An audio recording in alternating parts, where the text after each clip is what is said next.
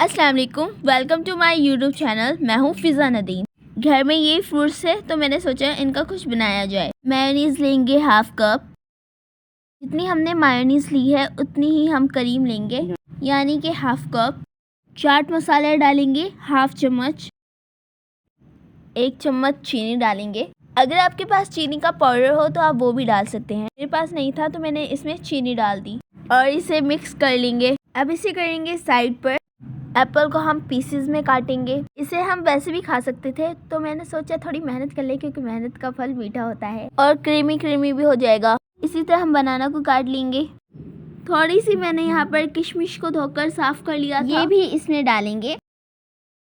यहाँ पर हमने जो करीम बनाकर रखी थी उसमें हम इन फ्रूट्स को डाल देंगे और मिक्स करेंगे। बन गई ना फ्रूट चाट। ज़रूरी नहीं है कि हम बहुत सारे फ्रूट्स लें, आपके पास जो भी फ्रूट अवेलेबल हो उसके साथ आप ये फ्रूट चाट बना सकते हैं मेरी तरह। अगर आपका फ्रूट्स खाने का दिल नहीं कर रहा तो आप इस तरह बनाकर खाएं।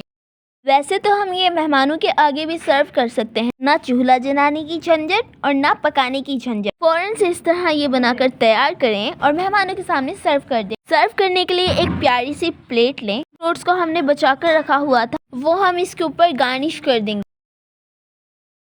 बन गई हमारी फ्रूट चाट।